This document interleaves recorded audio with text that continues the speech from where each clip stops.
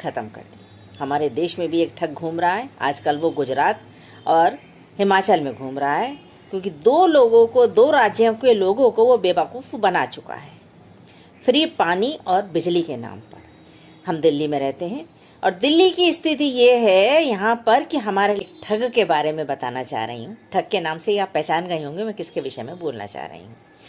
Russia में 1917 की बात है, जब लेनिन नाम का एक ठग आया था। उसने लोगों को, किसानों को, मजदूरों को, जो और व्यापारी थे, उन सबको बताया कि तुम्हारी गरीबी का कारण यहाँ का राजा और रानी है, और अगर तुम इसको मार दोगे राजा और रानी को, तो आपको खुशहाली आ जाएगी, आपकी सारी समस्याएं दूर हो जाएंगी, आपको फ्री में पानी मिलेगा, फ्री में बिजली मिलेगी, फ्री में खाना पीना मिलेगा।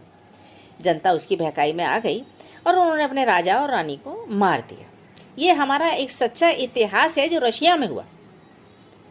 और उसके बाद जिसने भी, जब वो चीज़ें नहीं मिली तो उसका विरोध हुआ, और ये कहकर उनको मार दिया गया, ये किनारे लगा दिया गया कि ये सब उस राजा के वफादार थे, इसलिए इनको मारा गया।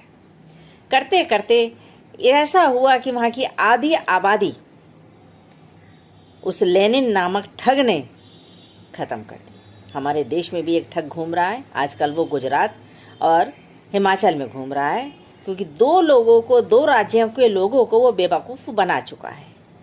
फ्री पानी और बिजली के नाम पर हम दिल्ली में रहते हैं, और दिल्ली की स्थिति ये है यहाँ पर कि हमारे लिए सांस लेने के लिए हवा भी नहीं, हम सांस नहीं ले पा रहे।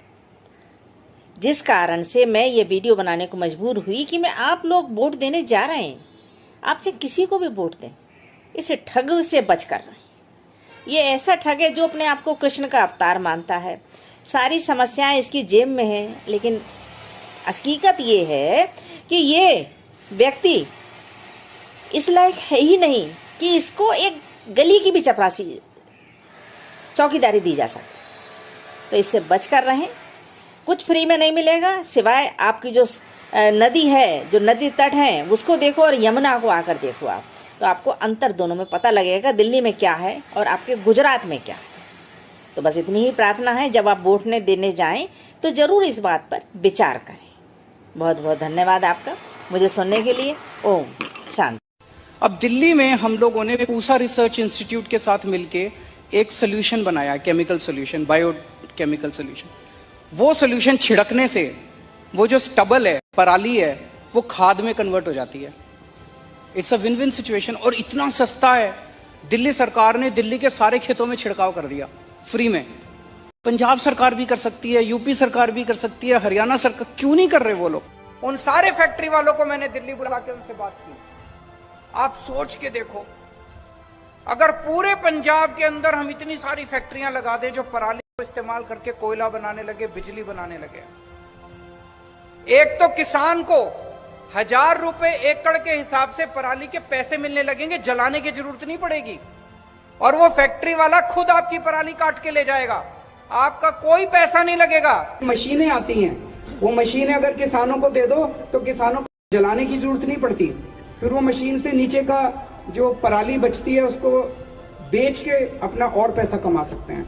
तो सारे बच्चे मिलके कैप्टन अंकल और खट्टर अंकल को चिट्ठी लिखना कि हमारी सेहत का ख्याल रखो। नंबर 2, पंजाब के अंदर मैं कई लोगों से मिला हूं, कई सारी फैक्ट्रियां, कुछ फैक्ट्रियां भी लगी हैं जो पराली से कोयला बना रही हैं। एनटीपीसी सारा कोयला खरीदने को तैयार है। तो पंजाब सरकार क्यों नहीं इसको प्रमोट करती कि पराली, किसान को पैसा मिलेगा पराली का, वो क्यों जलाएगा? फिर हम करें, मारो मुझे, मारो मुझे, मारो।